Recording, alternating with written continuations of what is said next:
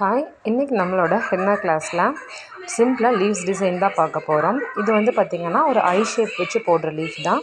நார்மலாக நம்ம லீஃப் வரைய சொன்னால் எப்படி வரைவோம்? ஒரு ஐ ஷேப் போட்டு சென்டரில் கோடு போட்டுட்டு அந்த குட்டி குட்டி கோடு போடுவோம் இல்லையா சைடில் 2 பக்கமும், அதே மாதிரி தான் இந்த லீஃப் வந்து நம்ம போட்டிருக்கோம். உங்களுக்கு தேவைப்படுது அப்படின்னா நீங்கள் இதுக்கு மேலே நீங்கள் இந்த அவுட்லைன் மட்டும் கொஞ்சம் போல்டாக போட்டிங்க அப்படின்னா அது ஒரு டிசைனாக ஆயிக்கும். அடுத்து பார்த்திங்கன்னா இது வந்துட்டு ஒரு யூ ஷேப்பில் போட்டுட்டு அந்த யூ ஷேப்லேருந்து 2 லைன் லெஃப்ட்லேயும் ரைட்லேயும் உள்ளே இழுத்து விட்டுட்டு மேலே ஒரு ஐ ஷேப் போட்டிங்க அப்படின்னா செகண்ட் லீஃப் முடிஞ்சுது. தேர்டு வந்து அதே போல் நம்ம ஒரு ஐ ஷேப் வந்து ட்ரா பண்ணிக்கிறோம்.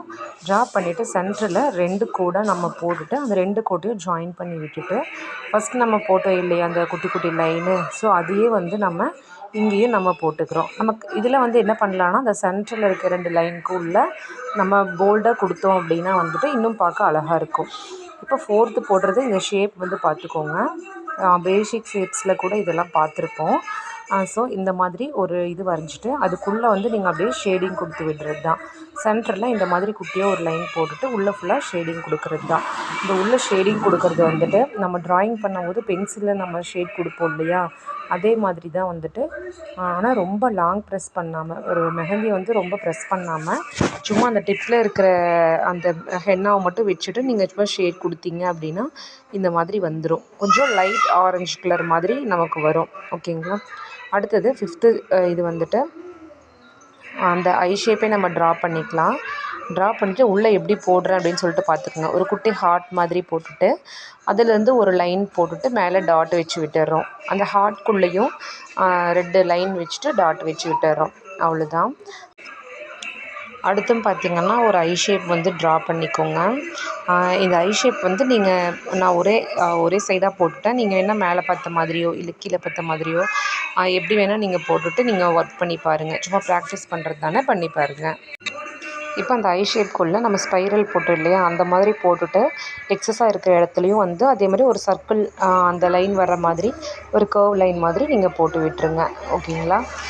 இப்போ இந்த லீவ்ஸ் எல்லாம் எதுக்கு அப்படின்னா நம்ம நெகட்டிவ் ஃபீலிங்ஸ் எல்லாம் யூஸ் பண்ணுறதுக்கு, அதுக்கெலாம் வந்து குட்டி குட்டி லீவ்ஸ் போட்டுட்டு அதை யூஸ் பண்ணிக்கலாம் நம்ம. ஸோ அதுக்கெலாம் ரொம்ப ஹெல்ப்ஃபுல்லாக இருக்கும்.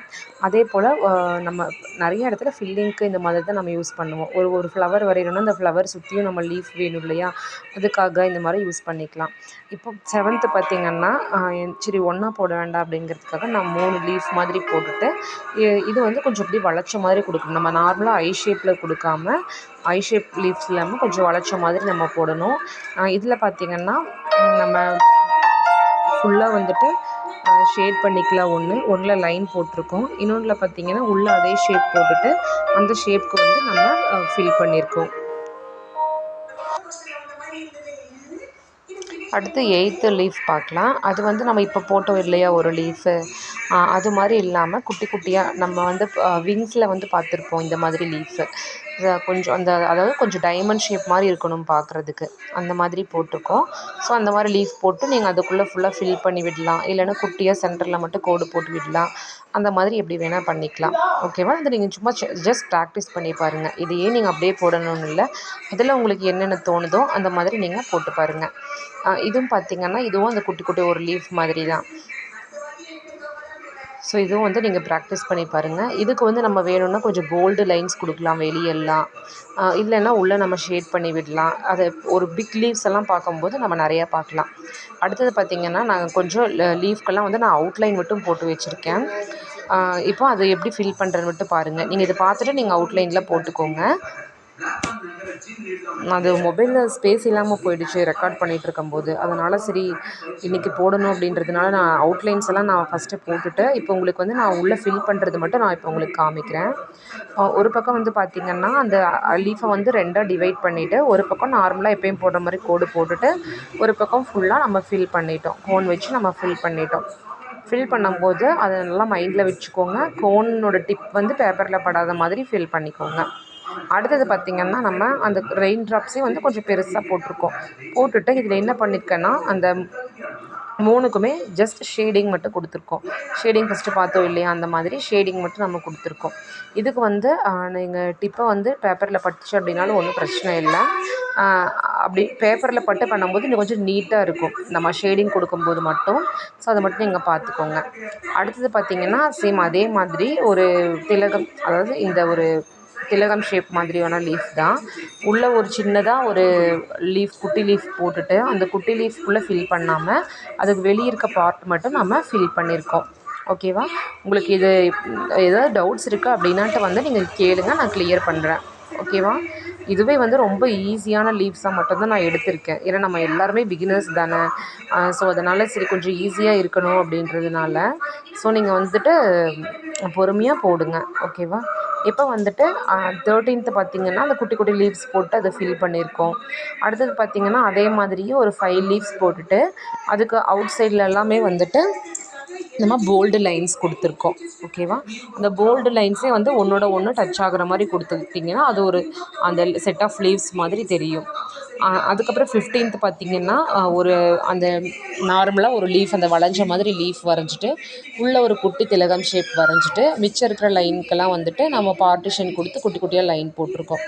அதுக்கப்புறம் 16th பார்த்திங்கன்னா நம்ம ஆஸ் யூஷுவல் ஒரு செம்பருத்தி பூவோட லீஃப்லாம் வரைவோம்ல, அந்த மாதிரி வரைஞ்சிட்டு உள்ளே ஒரு லைன் டார்க் போல்டு லைன் கொடுத்துட்டு மீதியெல்லாம் குட்டி குட்டி லைன்ஸாக வந்து நம்ம கொடுத்துருக்கோம். அதுக்கப்புறம் என்ன பண்ணியிருக்கோம், அவுட்லைனுக்கு வந்து கொஞ்சம் நல்லா போல்டாக வந்து கொடுக்குறோம். அதுக்கப்புறம் 17th வந்து பார்த்திங்கன்னா இதுவும் வந்து நம்ம இந்த ரோஜா பூவோட இலையெல்லாம் வரைவோம் இல்லையா, அந்த மாதிரி கொடுத்துட்டு ஷேடிங் மட்டும் கொடுத்துருக்கோம். சென்டரில் வந்து ஒரு திலகம் ஷேப் மாதிரி கொடுத்துட்டு அதுக்குள்ளே நம்ம ஒரு குட்டி லைன் போட்டு டாட் கொடுத்துருக்கோம். நெக்ஸ்ட் வந்து பார்த்திங்கன்னா ஒரு நல்ல அழகான ஒரு லீஃபை, இது வந்து கொஞ்சம் லீஃப் வந்து கொஞ்சம் நமக்கு பட்டையாக போடணும், கொஞ்சம் குண்டாக வர மாதிரி போடணும். அப்போ தான் வந்துட்டு நம்ம மேலே அதோட மேலே வந்து நம்ம ஷேடிங் கொடுக்க முடியும். அதனால் நான் அவுட்லைன் போட்டு வச்சுருந்தேன் இல்லையா, ஸோ அதே மாதிரி நீங்கள் 2 லைன்ஸ் போட்டுட்டு அந்த 2 லைன்ஸ்குள்ளே நீங்கள் ஃபில் பண்ணிக்கோங்க. சென்டரில் எப்பயும் போல் அந்த குட்டியாக ஒரு லைன் போட்டுட்டு குட்டி குட்டி லைன்ஸ் எல்லாம் போட்டுருங்க. சென்டரில் அந்த பார்ட்டிஷன் கொடுத்துட்டு அதுக்கப்புறம் குட்டி குட்டி லைன்ஸ் போட்டுருங்க. அதுக்கப்புறம் இது பார்த்திங்கன்னா இந்த வளைவு எப்படி போடுறதுன்னு மட்டும் நான் இப்போ கீழே போடுறேன், பார்த்துக்கோங்க. ரொம்ப ஈஸியாக தான் இருக்கும்.